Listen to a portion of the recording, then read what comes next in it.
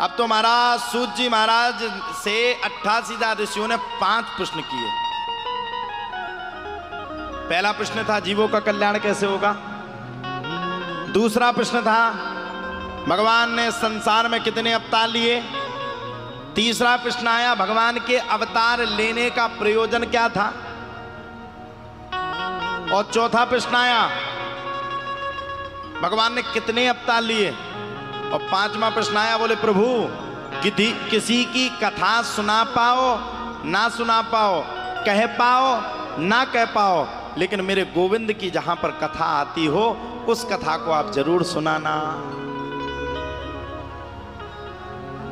आप लोगों से पूछना चाहते हैं, आप डिसाइड करिए जीवों का कल्याण कैसे होगा। अच्छा एक बात बताओ, पिछले जन्म में हमारे बच्चों का क्या नाम था, किसी को पता है? अच्छा पिछले जन्म में हमारे पास कितनी प्रॉपर्टी थी, किसी को पता है?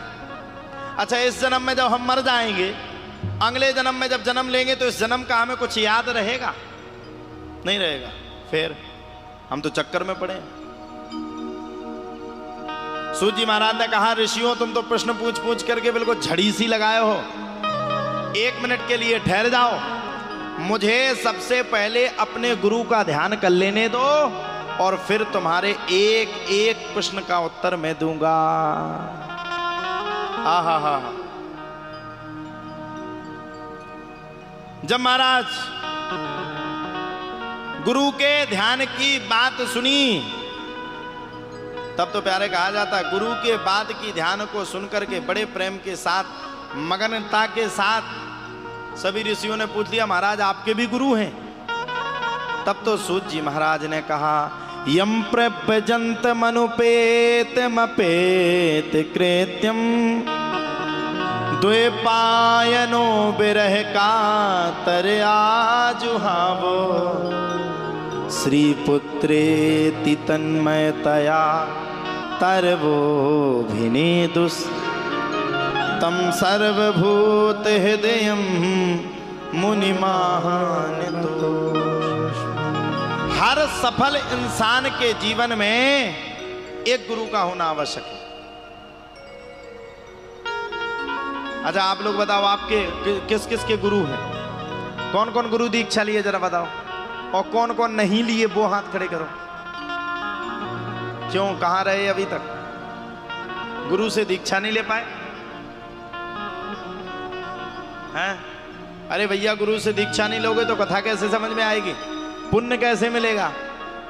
सूत जी महाराज ने कहा मेरे भी गुरु श्री सुखदेव जी महाराज हैं। अब तो 88 ऋषियों ने हाथ जोड़ के कहा महाराज जब आपने अपने गुरु का व्याख्यान ही किया है तो 5 प्रश्न बाद में बता देना। पहले मुझे ये बताओ ये सुखदेव कौन है? आप लोग बताओ सुखदेव कौन है? नहीं पता? मैं बताता हूं, ध्यान से सुनना। भगवान श्री कृष्ण के और राधा रानी के सबसे चहेते तोते का नाम था कलविंग। क्या नाम था? क्या नाम था? बोलो बोलो बोलो, क्या नाम था? कलविंग। कलविंग के नाम का तोता भगवान श्री कृष्ण और राधा रानी से अनन्य प्रेम करता था। उनके ही धाम गोलोक में कलविंग के नाम का तोता रहा करता था। पृथ्वी पे धीरे धीरे करके पाप कर्म ज्यादा बढ़ रहा था। वृप्पधैन सुर संतहित लीन मनुज अवतार निज इच्छा निर्मित तनु माया गुण गो। विप्र के लिए यानी कि ब्राह्मण के लिए, धेनु के लिए यानी कि गाय के लिए, सुर देवताओं के लिए, और संत जब जब इनके ऊपर विपत्ति आती है तब तब भगवान अवतार लेते हैं।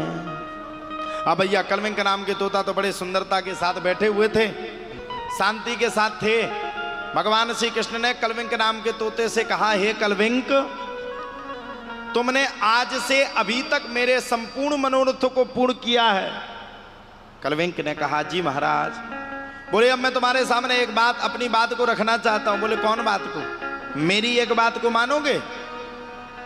बोले महाराज कैसी बात करते हो? आपकी बात को नहीं मानेंगे तो जीवन में क्या करेंगे? तो बोले मेरी इच्छा है कि तुम गोलोक को छोड़ करके पृथ्वी लोक पे आ जाओ। कलविंक ने मना कर दिया, ना महाराज, जीवन में नहीं होगा ये, तो मैं जीवन में नहीं छोड़ पाऊंगा, जब तक जीऊंगा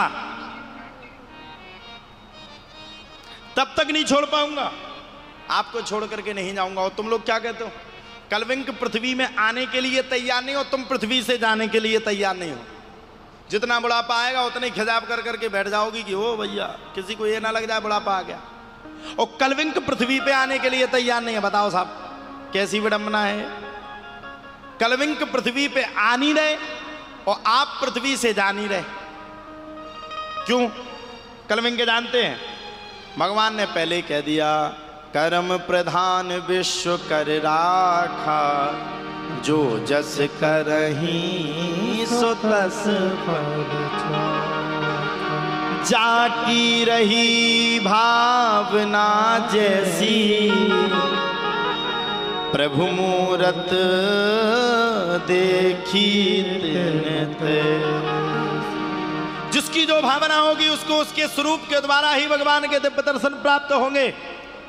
कलविंक जानते थे अगर मैंने पृथ्वी लोक में जन्म लेकर के अगर मैं पहुंच गया तो मेरी शादी करवा देंगे, मैं घर परिवार में व्यस्त हो जाऊंगा, फिर जाकर के मैं अच्छा भजन नहीं कर पाऊंगा, भगवान के पास नहीं आ पाऊंगा।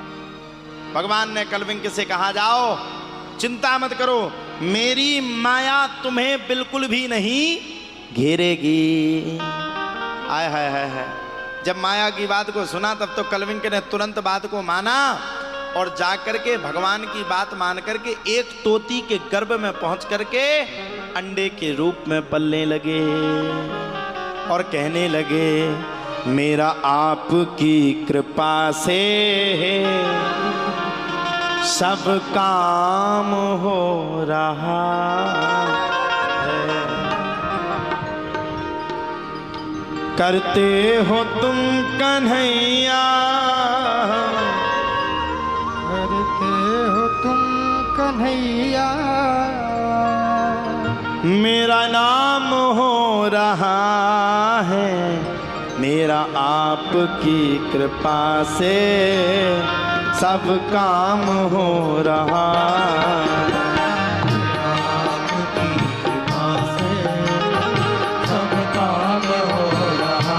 सच्ची बताओ ये कथा हो रही है किसकी कृपा से? जल्दी बताओ किसकी? भगवान की कृपा से।